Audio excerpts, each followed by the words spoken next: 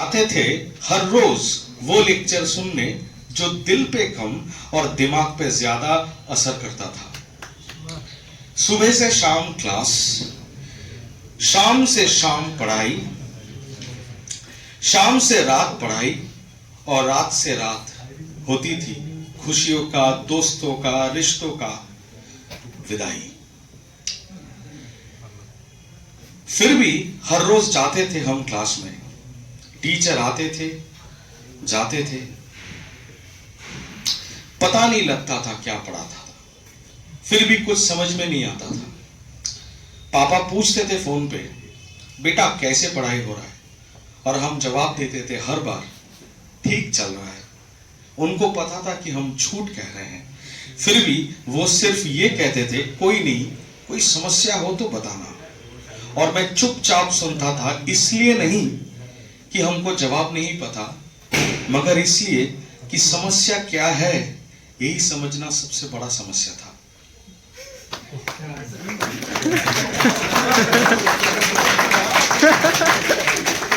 फिर से शुरू हुई जिंदगी।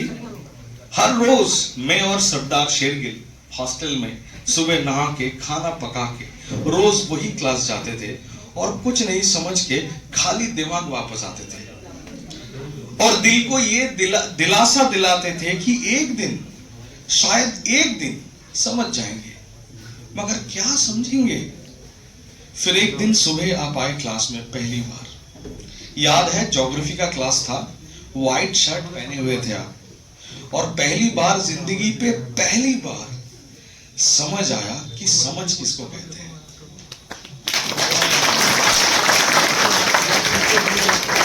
वो ऐसा पल था जिंदगी का जो हम कभी नहीं भूलेंगे। उस रात जब हॉस्टल वापस पहुंचे, सरदार ने कहा क्लास कैसे लगा। मैंने कहा भाई क्लास है।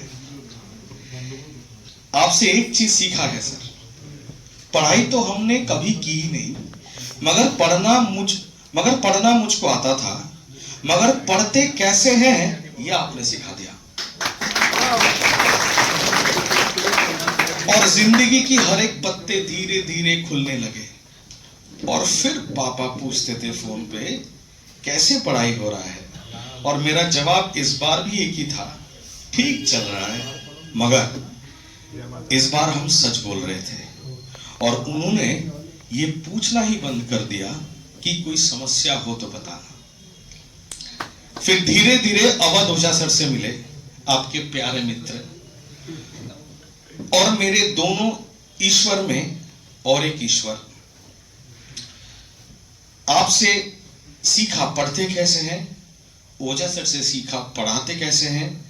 ओझा सर ने पहली बार एबीसी का कॉन्सेप्ट बताया, फिर दिल्ली में पहली बार एबीसी शुरू हुआ और फिर आज एबीसी पूरी तरीके से शुरू हो चुका है। एबीसी मेरे लिए एक इंस्टीट्यूट नहीं है, ये आप लोगों का दर्शाया एक सोच है। ये इस एजुकेशन सिस्टम को देखने का एक नया तरीका है और ये आखिरी में मेरा गुरु दक्षिणा है आपको और ओझा सर को। आपको यहाँ पे लाने के लिए हमने 10 साल मेहनत किया, हर रात सोचा कब बुलाए, कैसे बुलाए, मगर दिल नहीं मानता था। एक छोटा सा बोर्ड और ऊपर एस्बेस्टस, छत भी नहीं था, शुरू हुआ था एबीसी का जर्नी। और आज भगवान के आशीर्वाद से ये लोग जो आप देख रहे हैं सब इस परिवार से जुड़े हुए हैं। अगर आप नहीं होते तो मैं नहीं होता। हे गुरुजी, रिपब्लिक डे एक ऐसा दिन होता है जिस दिन हमारे देश का संविधान केम इनटू फोर्स, और जिस दिन आपसे मिले थे मेरी जिंदगी केम इनटू फोर्स। सो इस शुभ अवसर पर आपको दिल, दिमाग, सोच, समझ, मेहनत से प्रणाम। इस देश को ऐसे सेवा देने के लिए कोटि कोटि नमस्कार। जय हिंद, जय हो to all teachers, students, employees and all followers of ABC, and jai ho to civil services. Thank you very much. Good morning everyone. Good morning sir. I am Ghulam Rabbani Khan alias G Rabbani. I am truly delighted to be present here at this city. on this auspicious occasion of 26th of January,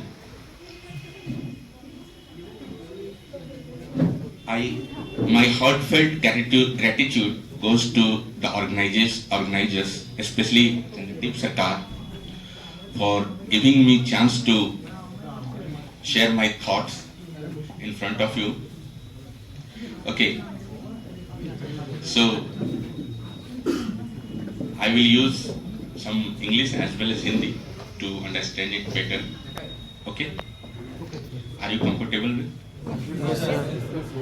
So today we are celebrating 76th Republic Day.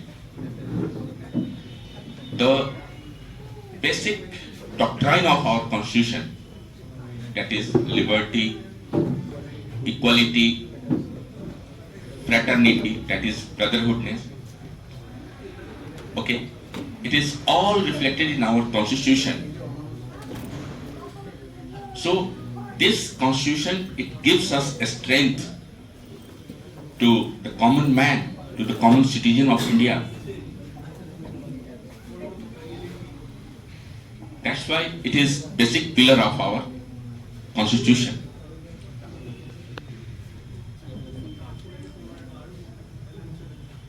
So दोस्तों, जैसा कि हमने सुना था कि बंगाल का बहुत rich cultural heritage है। कल पहली बार कोलकाता में लैंड किया और जो चीज़ें मैंने हिस्ट्री में या ज्योग्राफी में जो पढ़ी या जो पढ़ाई करते थे कि the first paper mill, okay, से रामपुर, और फर्स्ट जूट मिल रिसरा, और जो हिस्ट्री में जो सुनते थे मुर्शिद कुली खान, है ना, फरक्का बैराज के बारे में बात करते थे हम लोग। फिर यहाँ तक जो हमने पढ़ा या पढ़ाया करते थे कि भागीरथ युद्ध, पलासी का वार, तो दिक्कत होती थी, मुझे भी दिक्कत हुई तैयारी करने के दौरान। अब जब ज्योग्राफी में देखा तो भागीरथी रिवर, तो हम लोग यूजुअली बताते थे कहाँ पे, उत्तराखंड में भागीरथी, अलकनंदा और भागीरथी। तो फिर मुझे मिला कि भागीरथी रिवर तो एक बंगाल में भी है, तो बाद में पता चला कि हुगली को भी भागीरथी बोलते हैं। तो इन सब चीजों को अपनी आंखों से देखना, इतना रिच कल्चरल हेरिटेज है आपका, मैं तो इतना आह्लादित हूँ अंदर से, इतना प्रसन्नचित हूँ, और मुझे बहुत गौरवान्वित महसूस हो रहा है आज के दिन कि इतना बड़ा सरप्राइज पैकेज दिया इन्होंने, चंद्रदीप सरकार ने। ये पहले हमारे विद्यार्थी रहे, बाद में मेरी एक अपनी इंस्टीट्यूट थी, द एम्पायर आईएएस एकेडमी, तो उसमें सर ने पढ़ाया काफ़ी, मेरे ख्याल से 9 मंथ्स, 1 ईयर लगभग पढ़ाया था इन्होंने। उसके बाद फिर एबीसी फाउंडेशन हुआ, और धीरे धीरे इनका मकसद था कि अपने देश को, अपने एरिया को सर्व करें। सिर्फ पढ़ाना और पैसे कमाना ही मकसद नहीं है, कि सोसाइटी का हम अपलिफ्टमेंट कर पा रहे हैं कि नहीं। और ये जो सिविल सर्विसेज की तैयारी सिर्फ एक नॉलेज का टेस्ट नहीं है कि हाँ हम पढ़ लिए और क्वालिफाई कर लिए, ये ओवरऑल आपके ऊपर एक रिस्पॉन्सिबिलिटी भी है, एक दायित्व भी है। दुनिया में 3 तरह के लोग होते हैं, एक होता है कि जो सिर्फ अपने लिए करता है, महा अपॉर्चुनिस्ट। एक व्यक्ति ऐसा होता है कि जो अपने लिए करता है और अपने परिवार के लिए करता है। और तीसरा इस तरह का व्यक्ति होता है कि जो अपने लिए भी करता है और संपूर्ण समाज के लिए भी करता है। अगर यही सोच अगर राजा राम मोहन राय सोचते थे, क्या कभी आज सती प्रथा बंद होता? समाज के लिए क्या ज्योतिबा फूले कर पाती? क्या रविन्द्रनाथ टैगोर कर पाते? ये सारे जितने भी सोशल रिफॉर्मर हैं, कृष्ण कुमार मित्र जो है, ये किसके लिए किया? पूरे समाज के लिए किया। तो ये एक इनलाइटमेंट है, एक तरह का सिर्फ नॉलेज नहीं कि आप इनलाइटेड हो जाएं और अपना घर, बिल्डिंग, मकान, दुकान बना लिया, एक सोशल रिफॉर्म भी है।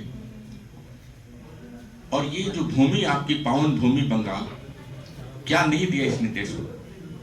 2 प्रेसिडेंट दिए, आपके रविंद्रनाथ टैगोर नोबेल पुरस्कार विजेता, first female graduate of India Kadambini Ganguly, ठीक है, रंबाबाई, प्लस फिल्म इंडस्ट्री पूरी भरी पड़ी आप देख रहे हैं। नोबेल लॉरेट जो आप समझ सकते हैं, अमर्त्य सेन जी से लेकर के, तो सभी लोगों का किसी न किसी, ये एक तरह से क्या है बंगाल हमारा, एक कल्चरल रिलायंस है, मतलब एक फोकल पॉइंट है यहाँ से। क्या किसी ने प्रोवोक किया था कि हाँ स्वराज आंदोलन 1905 में शुरू हुआ, एक मेजर टर्निंग पॉइंट है इंडियन हिस्ट्री का 1905 में, तो क्या किसी ने बताया था लोग झंडे डंडे लेके पहुंचे थे? नहीं ना, वो क्या था, सेल्फ मोटिवेटेड। जनता इतनी जागरूक है कि खुद सड़कों पे पहुंच गई थी। तो हमारा दायित्व बिंग एक कंपटीटर होने के नाते, एक एस्पिरेंट होने के नाते, एक अभ्यर्थी होने के नाते, सिर्फ यही नहीं है कि हाँ नॉलेज गेन करें और नौकरी पालें, इसके साथ साथ हमारा दायित्व जो है बहुत बड़ा है। खुद तो अपने पैर पे खड़ा होना ही है, साथ में हम बदले में समाज को क्या दे रहे हैं, एक बहुत बड़ा दायित्व है हमारा। इसके अलावा मैं आपके कुछ प्रश्नों को लूंगा, ओके, कुछ क्वेश्चन आंसर सेशंस भी होंगे। आपके जो डाउट्स हैं सिविल सेवा परीक्षा से संबंधित, वो बेशक आप पूछ सकते हैं, right.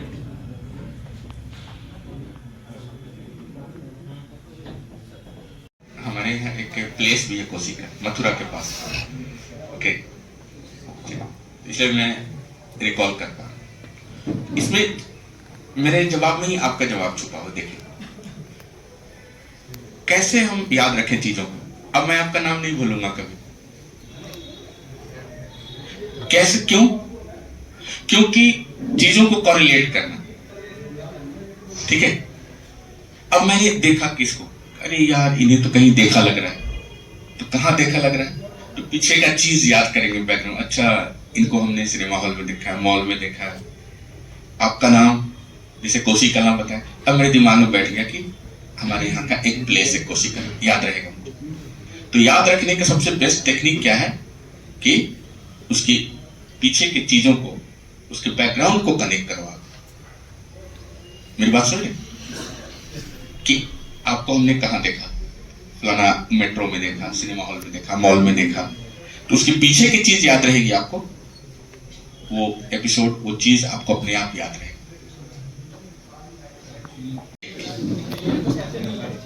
Okay, failure is the part of success. वो आपकी नजर में फेलियर हो सकता है, समाज की नजर में फेलियर हो सकता है, बट फेलियर हमें एक नई ऊर्जा देता है, अपनी कमियों को सीखने का। अपने आप को रीऑर्गेनाइज करें, देखें कि मिस्टेक कहां हो रहा है और उस गलती को दोबारा ना दोहराएं। ये पूरी एग्जाम प्रक्रिया जो है ना, रिपीटेशन रिवीजन, ओके, इसी पर आधारित है पूरी प्रक्रिया। तो कोशिश करना है कि अपनी गलतियों को ना दोहराएं, जो गलती हमसे बार बार हो रही है, और पुनरावृत्ति करें। और यहाँ जो एबीसी में जो आपको नोट्स मिल रहा है, मैंने देखा काफी क्रिएटिव नोट्स है और अपना खुद का बनाया हुआ नोट्स। तो आप उस नोट्स को क्या करें कि जो यूपीएससी का जो मॉडल आंसर जो मिलता है, जो कॉपी है, वो 14.5 विड्थ होता है उसका, 14.5 सेंटीमीटर उसका विड्थ। इस तरफ मार्जिन है और इस तरफ मार्जिन, दोनों मार्जिन में कहीं नहीं लिखना है। उस पे आंसर प्रैक्टिस करें, evaluate and re evaluate in the context of advice given by the examiner। ये बहुत बड़ी बात मैं बोल रहा हूँ। Evaluate and re-evaluate the answer in the context of remark given by the examiner। उसको राइट करें, रीराइट करें और उसका एक लॉग बना करके, उसको एक फाइल बना करके उन चीजों को रखें टॉपिक वाइज। पर डे आप कोशिश करें कि एक आंसर जरूर लिखें। और हमेशा तैयारी करने वालों की सबसे पहली जो गलती होती है कि लोग सोचते हैं कि प्रीलिम्स एक अलग स्टेज है, मेंस अलग है, इंटरव्यू अलग है। नहीं, ये पूरा एक इंटीग्रेटेड अप्रोच है। हमेशा तैयारी पहले मेंस की जाती है। मेरी बात समझ पा? हमेशा पहले मेंस की तैयारी की जाती है। जब आप मेंस की तैयारी करते हैं तो साथ में आपकी बहुत सारी चीजें प्रीलिम्स की अपने आप सॉल्व हो जाती हैं। जैसे फॉर एग्जांपल, एक छोटे से एग्जांपल से मैं इसको समझाने का प्रयास करूं। जैसे पूछ रहा है कि भारत में सबसे ज्यादा वर्षा कहां हो, which place of India get the maximum rainfall, एक मानसून का जैसे आपने किया। इंडिया में मानसून कितने तारीख को इंटर करता है, तो ठीक है भाई 5 जून को इंटर करता है। मानसून की कितनी शाखाएं होती है, 3 ब्रांचेज होता है, ठीक है। मानसून की किस ब्रांच से सबसे ज्यादा बारिश होती है, ठीक है, आपने टुकड़ों टुकड़ों में पढ़ा। लेकिन जब यही क्वेश्चन हम मेंस के लिए कर रहे हैं कि discuss about the origin and mechanism of monsoon in India, तो हमारी सारी बातें उसमें आ गई कि नहीं। तो हमेशा पहले मेंस की तैयारी होती है, उसमें 70% तो अपने आप प्रीलिम्स की चीजें तैयार हो जाती है। और पर डे एक आंसर जरूर लिखा करें, ये बहुत इंपॉर्टेंट एस्पेक्ट होता है। और देखिए दूसरे एग्जांपल में देख के बताता हूं आपको। जैसे 1857 का रिवोल्ट, तो अगर आप प्रीलिम्स के लिए तैयार करते हैं तो प्रीलिम्स में क्या पूछी जाती है कि 1857 का रिवोल्ट कहां से शुरू हुआ है, किस इशू से शुरू हुआ, कहां कहां दंगे फैले। मेरी बात सुन, कानपुर की दंगा को किसने सप्रेस किया, लखनऊ की दंगा को किसने सप्रेस किया, दिल्ली के रिवोल्ट को किसने सप्रेस किया, क्या ये ट्रूली रिवोल्ट था, ये सब प्रीलिम्स के क्वेश्चन हो। जब यही अगर हम मेंस के लिए तैयारी कर रहे हैं, discuss in detail about the cause and effect of revolt of 1857, तो ये सारी चीजें उसमें आ गई कि नहीं। तो हमेशा लाइफ में कोशिश करना इस एग्जाम की कि आपको मेंस की तैयारी पहले करना, प्रीलिम्स की बहुत सारी चीजें उसमें अपने आप आ जाती हैं, टुकड़ों में ऐसे नहीं करना। अब रही बात इंटरव्यू की, तो इंटरव्यू आपके नॉलेज का टेस्ट नहीं है, आपके कैरेक्टर का टेस्ट है, आपके पेशेंस का टेस्ट है। आपने जो कॉन्स्टिट्यूशन पढ़ा है, प्रियम्बल जो पढ़ा है, वो प्रियम्बल के वैल्यू जो है, प्रियम्बल के जो वर्ड्स हैं आपकी पर्सनालिटी में इंसाइंड है कि नहीं, वो रिफ्लेक्ट हो रहा है कि नहीं, आपके मेंस के आंसर में वो चीजें रिफ्लेक्ट हो रही है कि नहीं, कि सिर्फ we the people of India वो याद कर लिया नहीं। अब जस्टिस की बात हो रही थी, कितने तरह की जस्टिस, क्या वो आपके पर्सनालिटी में रिफ्लेक्ट हो रहा है कि नहीं, वो जस्टिस, तीनों तरह की जस्टिस की बात की गई। मेरी बात समझ पा रहे, आप जिस इलाके से आ रहे हैं वहां के सोशियो इकोनॉमिक बैकग्राउंड। अब जैसे एक एग्जांपल दूं, एक लड़का था आगरा का, एकदम सच्ची घटना, वो गए इंटरव्यू में, तो इंटरव्यूअर ने पूछा कि भाई ताजमहल के बारे में, अजीब सी बात है, आगरा का लड़का है इंटरव्यू में जा रहा है, उनसे पूछा जा रहा है कि ताजमहल के बारे में। तो लड़के ने रिप्लाई दिया, सॉरी सर, मैंने विजिट नहीं किया आगरा में नहीं गया। तो एग्जामिनर ने कहा कि ठीक है, आप नेक्स्ट ईयर देख के आना ताजमहल, अगले साल आप ताजमहल देख के आना। तो नहीं, मैं बार बार उस चीज को रिपीट करूं। आप यहां से सपोज इंटरव्यू फेस करें मुर्शिदाबाद, मुर्शिद कुली खान, अब ये चीजें आप देख के जाएंगे ना भाई, उसका सोशियो इकोनॉमिक बैकग्राउंड, आपके पंचायत से लेके, आपके स्कूल से लेके, और आपके डिस्ट्रिक्ट कलेक्टर से लेके, एसपी से लेके, आपके उस डेमोग्राफिक प्रोफाइल जो है आपके इलाके का, ठीक है, सारी चीज वहां के रिवर्स, क्लाइमेट, सब देख के जाएंगे ना। तो अलग से उसकी तैयारी नहीं होती इंटरव्यू की। ये लोग झूठा आरोप लगाते हैं कि मेरा तो मेंस हो गया था, इंटरव्यू नहीं हुआ। नहीं, मेंस में आपके स्कोर कम थे, इंटरव्यू में आप कायदे से सही तरीके से अगर आप प्रेजेंट होते हैं, अपने आप को प्रेजेंट कर पाते हैं, तो आराम से 150 तो ऐसे आ जाते हैं लोगों के। अब वहां जाकर एटीट्यूड दिखाएंगे और बहस करेंगे उनसे बोर्ड से, तो फिर एक अलग इशू है। मेरी बात समझ पा रहे हैं? उसके लिए अलग से तैयारी नहीं। मैं बार बार रिपीट कर रहा हूं कि जो कॉन्स्टिट्यूशन आपने पढ़ा है, प्रियम्बल पढ़ा है, वो आपकी पर्सनालिटी में रिफ्लेक्ट होना चाहिए। वो फ्रेटर्निटी, वो इक्वलिटी, वो justice, economic justice, social justice, वो सारी चीजें आपकी पर्सनालिटी में रिफ्लेक्ट होनी चाहिए, आपके आंसर में रिफ्लेक्ट होनी चाहिए। मेरी बात समझ पा रहे?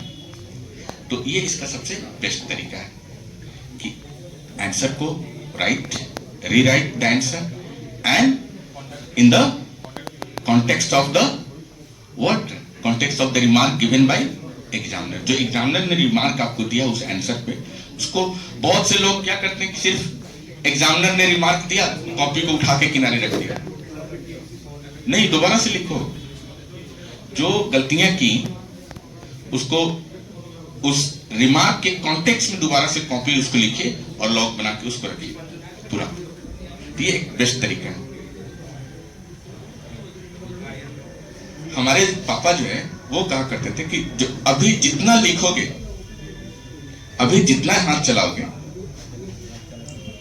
तो आगे आपको कम लिखना पड़ेगा। मतलब आगे सिर्फ साइन करना पड़ेगा, साहब बनो, गेस्टेड ऑफिसर बनो।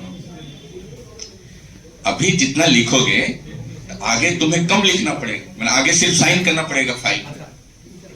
और अभी जितना कम लिखोगे आगे ज्यादा लिखना पड़ेगा, मतलब क्लर्कियल नौकरी का ज्यादा लिखना पड़ेगा।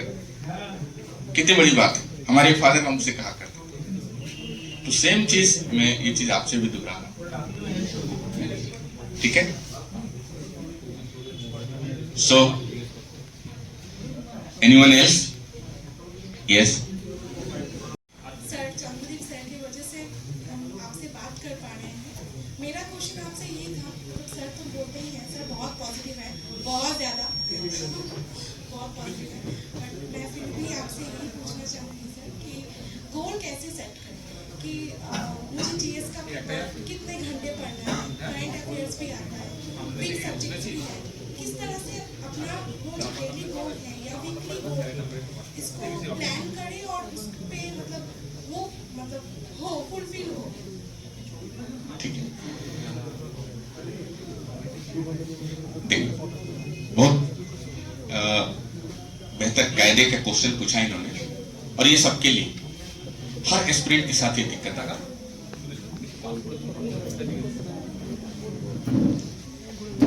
हमेशा तैयारी करने वाला बच्चा जो है ना, तैयारी करने वाला एस्पिरेंट है, अब वो कहीं से पढ़ लिया या कहीं से सुन लिया कि भाई पॉलिटी है तो लक्ष्मीकांत पढ़ लो, और ये हिस्ट्री। इवन दिल्ली में आप पान की दुकान पे चले जाओ, चाय की दुकान पे चलो, वो लोग भी गाइड करने लगते, बताते लगते कि जाओ एनसीईआरटी पढ़ लो। ऐसे नहीं होता। मेरी बात समझ पा? ये बहुत उचित प्रश्न है इनका जो ये सफर कर रहे। इसमें सबसे बेस्ट तरीका है कि छोटे छोटे गोल सेट किए। जैसे मैं देखो बताऊं, अब आप मार्केट से इतनी सारी ढेर सारे पोथी पत्रा इतने सारे उठा के लेते हैं, अंथन मंथन ग्रंथन, ये बुक वो बुक, ये नोट्स वो नोट्स। अब होता क्या है कि हम क्या टारगेट बनाते हैं कि नेक्स्ट आने वाले अप्रैल तक मैं ये पूरा एनसीईआरटी पढ़ लूंगा या पढ़ लूंगा, मई तक मैं पॉलिटी पढ़ लूंगा या पढ़ लूंगा, ये अगस्त तक हमारा ये इकोनॉमिक्स पढ़ लूंगा या पढ़ लूंगा। यही होता नहीं। आपने हमेशा छोटे छोटे टारगेट्स बनाने लाइक। अब जैसे मैं देखिए बता, हम लोग कैसे गोल सेट करते थे। तो सबसे पहला जैसे एनसीईआरटी उठाया या कोई भी बुक उठाया, XYZ कुछ भी, तो मैं ये लेके चला कि आज शाम तक मुझे ये इंडस वैली सिविलाइजेशन पढ़ लेना, ज्यादा से ज्यादा कल तक ये मुझे गुप्ता खत्म कर लेना। अब इंडस वैली सिविलाइजेशन पे कोई भी पूछ ले, गुप्ता पीरियड पे कोई भी सवाल पूछ ले, तो ऐसे गोल सेट करते, छोटे छोटे छोटे छोटे स्टेप्स में चलते और बूंद बूंद करके घड़ा भरता जाता है। फिर आप देखोगे 2-3 महीने बाद कि आपकी कितनी अच्छी तैयारी होगी। और जहां आपने ये सोचा कि आने वाले नेक्स्ट मई तक ये पूरा लक्ष्मीकांत पढ़ लूंगी, ना कभी मई आएगा और ना कभी लक्ष्मीकांत खत्म होगा, ना कभी अप्रैल आएगा और ना कभी एनसीईआरटी खत्म होगा। बाय गॉड, आप देख लो। तो हमेशा क्या करना है, छोटे छोटे स्टेप्स। हिस्ट्री उठा लिया, पॉलिटी उठा लिया, इकोनॉमी उठा लिया, ज्योग्राफी उठा लिया। क्या भाई ज्योग्राफी में आज शाम तक 8 बजे तक मुझे ये ओरिजिन ऑफ यूनिवर्स में पढ़ लेना है, कल हमें प्लेट टेक्टोनिक्स पढ़ लेना है, परसों हमें अर्थक्वेक के बारे में, भूकंप के बारे में पढ़ लेना है। ऐसे सेट करते हैं। ये सबसे बेस्ट तरीका, छोटे छोटे गोल्स बने, अब तक इंटरेस्ट क्रिएट होगा। और जहां पाइलअप किया आपने कि पूरी एनसीईआरटी, तो साइकोलॉजिकल दिमाग देख के डर जाएगा बुक, इंसान कभी नहीं पढ़ पाएगा। उनका कभी टारगेट अचीव होगा और वो पेंडिंग का पेंडिंग हो जाए, और जहाँ पाइलअप होता क्या चीज़ें इकट्ठी होती जाएंगी, फिर तो एक इन्फीरियरिटी कॉम्प्लेक्स डेवलप होता चला जाता है मन में, और फिर वो हो नहीं पाता, इंसान फिर भागने लगता है, डर बैठ जाता है उसके दिमाग में तैयारी से। तो इसका सबसे बेस्ट तरीका ही छोटे छोटे स्टेप्स बनाइए, ठीक है? Okay, anyone else? क्या बताया हमने कि आपको बांटने पड़ेंगे आवर्स, दिन भर में 24 घंटे होते हैं, आपको बांटना पड़ेगा 8 घंटे 8 घंटे 8 घंटे के हिसाब से। 8 घंटा प्रॉपर स्लीप, जॉब टाइमिंग कितने होंगे? 7 घंटे जॉब करते होंगे, 8 घंटे जॉब करते होंगे, 9 घंटे चलो मान लो। तो अगर 8 घंटे सोना, 9 घंटे जॉब वॉब सब सारा मिला, 9 8 17 घंटे। अब कितने बच गए आपके पास? Still you are getting 7 hours. अब उस 7 आवर्स को क्या करो आप? 1.5 घंटे 1.5 घंटे 1.5 घंटे के 3 पार्ट में उसको ब्रेक कर, अब छोटे छोटे स्टेप से चलो। हमेशा एक साथ नहीं आप चाहोगे कि हाँ मैं आज ही कंप्लीट कर लूं सारी एनसीईआरटी। आप चैप्टर वाइज टारगेट सेट करो, छोटे छोटे चैप्टर वाइज टारगेट सेट करो। कभी भी जैसे ही, क्योंकि आपके पास टाइम है नहीं, पब्लिक डीलिंग भी करनी है, घर भी देखना है, सोना भी है, पढ़ना भी है ना?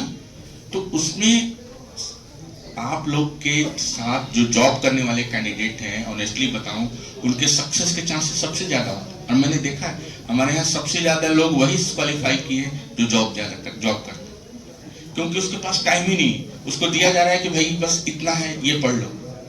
हमने देखा है इवनिंग बैच में दिल्ली में आती थी एक लड़की, और वो 6 से 8 क्लास करती थी, जॉब करके कहीं से आती थी।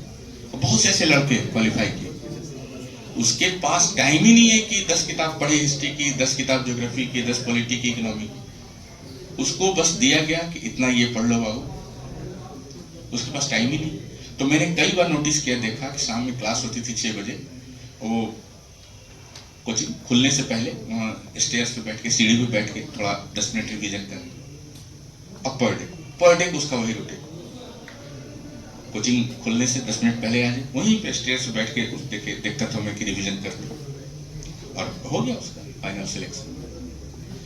तो आप लोगों के सफलता के चांसेस सबसे ज्यादा है, वो इसलिए ज्यादा है क्योंकि आपको इधर उधर जाना ही नहीं, टाइम है ही नहीं।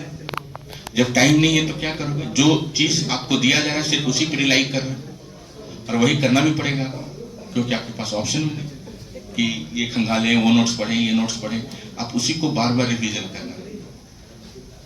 टाइम आपको मैनेज करना पड़ेगा अगर इस फील्ड में रहना, तो फिर छोड़ दो इस ऑप्शन को, फिर तैयारी ही छोड़ दो। तो ये इस एम्बिशन को प्राप्त करना है ना, लक्ष्य को प्राप्त करना है, तो लक्ष्य को जब पाना है तो क्या करना पड़ेगा? उस हिसाब से हमको मैनेज करना है अपने आप को। तो क्या करेंगे? त्याग, डिटर्मिनेशन। हो सकता है, बिल्कुल हो सकता है।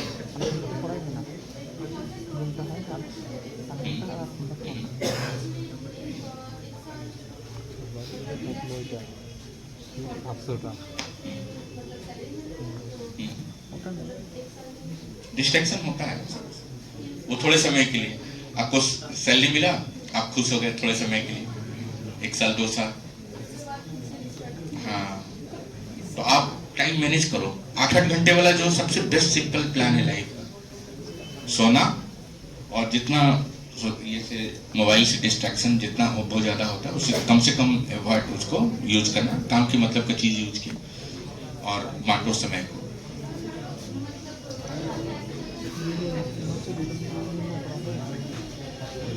आप ही लोग से होगा, आप ही लोग से होगा। जब आपने जो चीजें बताई खुल के प्रॉब्लम ना, तो सबसे ज्यादा आपके सक्सेस का चांस। पूछो क्यों? क्यों सबसे ज्यादा सक्सेस का चांस है? क्योंकि एक तो एक्सपोजर है, आप नंबर 1 मार्केट का, पब्लिक डीलिंग का एक्सपोजर है, राइटिंग का एक्सपोजर है। सिर्फ रह गई बात कि जो पढ़े उसको दिमाग में रहे। टाइम मैनेज करो, बांट लो उसको। 8-8 घंटे वाला जो जॉब के बाद और सोने के बाद, स्लीपिंग के बाद how much time you are getting? Still 7 hours. 6 घंटा भी मान लो तो 6 घंटा में अगर कायदे से ये लोग जो लोग बोलते हैं ना कि मैं 8 घंटा पढ़ता हूँ, 12 घंटा, 10 घंटा, मेरा तो भाई 4 घंटे बाद वो सीज कर जाता है, काम करना बंद कर देता है। तो आप ढंग से अगर 4-5 घंटा भी पर डे देते हो ना, पर डे कंसिस्टेंसी के साथ, आज सचिन तेंदुलकर दुनिया में टॉप पे है, और भी बहुत सारे प्लेयर्स हैं, हम लोग खुद सीखते हैं। तो उसके साथ सबसे बड़ा पता है लक्ष्य उसके साथ क्या है कि इतना टॉप पर होने के बावजूद भी भाई साहब 3 बजे भोर में उठ के और प्रैक्टिस करता हूँ। 6-6 घंटे रोज प्रैक्टिस करता हूँ, 6-6 घंटे रोज। तो ऐसी नंबर 1 मुकाम नहीं, और भी प्लेयर्स हैं, उससे भी अच्छे प्लेयर्स हैं, लेकिन डेडिकेशन बड़ा जरूरी होता है। 3 बजे भोर में उठ करके और 6 घंटा रोज प्रैक्टिस करना। सिर्फ उसको एक डायलॉग है, कहा था कि टॉप का मुकाम हमेशा खाली रहता है, टॉप का पोजीशन हमेशा खाली रहता है। टॉप किसी का बपौती नहीं, टॉप का पोजीशन हमेशा खाली रहता है। मेरी बात समझ पाए? उसको रिप्लेस करने वाला कोई चाहिए। तो जितना कंसिस्टेंसी के साथ लगा रहता है, 6-6 घंटा रोज प्रैक्टिस करना, और पूरी दुनिया उसको भी पता है कि वो अभी हाईएस्ट रन गेटर है और टॉप रैंकिंग पे चल रहा है, क्यों 6 घंटा रोज प्रैक्टिस करता है? वो आराम से वो सिलेक्शन हो जाए करेगा उसका टीम इंडिया में, क्यों प्रैक्टिस करता है?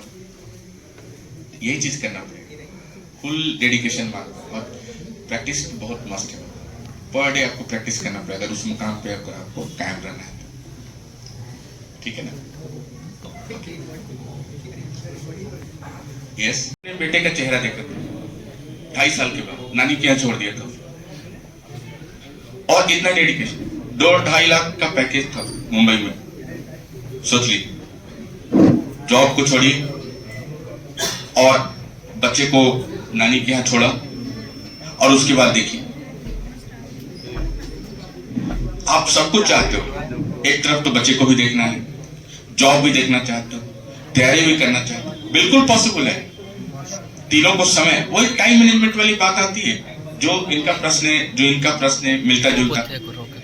या तो कायदे से टाइम मैनेज करें, और नहीं तो उसका बेस्ट पॉसिबल ये है कि जो उन्होंने किया स्टॉपर ने, कि थोड़े समय के लिए अपने नानी के पास छोड़ दे। और चूंकि लिवलीहुड भी जरूरी है, वो भी जरूरी, एक लाइफ सिक्योरिटी आता है, चलो है ना, जॉब भी नहीं छोड़ सकते, बच्चे को भी नहीं छोड़ सकते, और WPCS का इसका तैयारी भी नहीं छोड़ सकते, तीनों चीज एक साथ कैरी करना था। तो क्या हो बेस्ट सोल्यूशन? तो बेस्ट सोल्यूशन यही है कि या तो उनको नानी के यहाँ 6 महीने साल भर के लिए आप उनको रखें, आप जॉब देखें और तैयारी को देखें। आपके साथ वही सेम चीजें जो इनके साथ टाइम मैनेजमेंट की बात है, 8 आवर्स वाला जो हमने फॉर्मूला बताया ना, आप अपना के देखो लाइफ। इनके लिए भी ये सोनिया मंडल ना, गलत तो नहीं बोल रहा, तो और आपके साथ भी सेम। जब भी एग्जाम आती है हमारे लड़का का, हमारे ছেলে পরীক্ষা চলে আসে, तो किसी से बुला लो, नानी वानी को, अपनी मदर वगैरह को, किसी को बुला करके आप मैनेज तो करना पड़ेगा, वरना ऐसे कैसे तैयारी कैसे कर पाओगे? ये तो पर्सनल इश्यूज को थोड़ा सा करना ही पड़ेगा, सेक्रीफाइस थोड़ा सा के लिए पॉसिबल ही नहीं। Anyone else? यस, कई इंटरव्यू पैनल में मैं बैठा, बिहार में, बीपीएससी में, असम पब्लिक सर्विस कमीशन में। आपको एक सच बात बताऊं दिल से कि out of 100 aspirants more than 70% people क्यों फेल होते हैं एग्जाम में? Because they are unable to answer why they want to become a civil servant. So many people fail to answer this small question, why they want to become a civil servant। मैं अपना personal अनुभव बताऊं, कई जगह हम board में बैठे, BPSC के जो हज भवन में पटना में कोचिंगें चलती हैं, और असम में मैं बैठा एपीएससी का, तो मैंने यही पाया कि लोगों को ये पता नहीं कि आप क्यों आईएएस बनना चाह रहे हो, उसको मालूम ही नहीं सही रिप्लाई। तो पहले चीज तो आप अपना ये देखो, क्यों आईएएस बनना चाहते हो। तो यही सवाल मैं अगर आपसे पूछूं तो आप आईएएस क्यों बनना चाहते हो?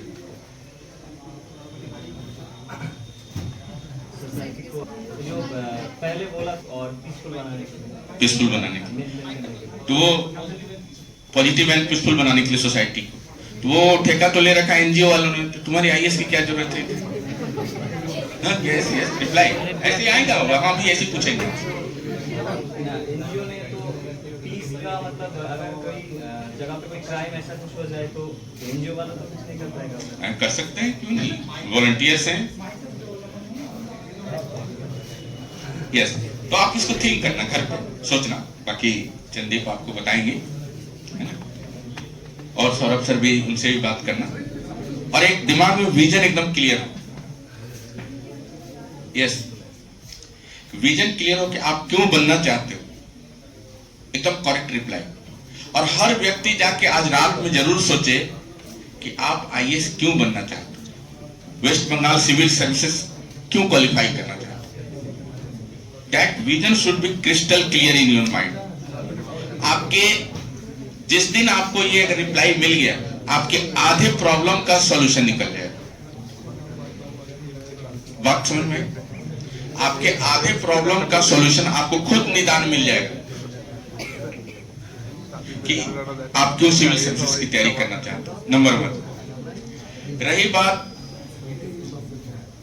बहुत सारे करप्शंस की, बहुत सारे एडमिनिस्ट्रेटिव रिफॉर्म कमिटियां बनी हैं देश में, और टाइम टू टाइम गवर्नमेंट को सजेशन दे रहे हैं। हम अपने पार्ट से क्या कंट्रीब्यूट कर रहे हैं उनका छोड़ो ना, कौन क्या कर रहा है खुद सरकार समझेगी। हमको इस सिस्टम का पार्ट बनना है।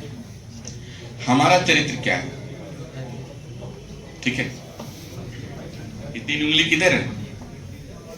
हाँ, तो if I am pointing someone, 1 finger, 3 fingers are towards me, indicating towards me. Are you getting? तो उसका छोड़ो, समाज का हमने ठेका नहीं ले रखा। वो उसके लिए सरकार समझेगी, उसके लिए रॉ है, सीबीआई है, ईडी है, वो समझेगी।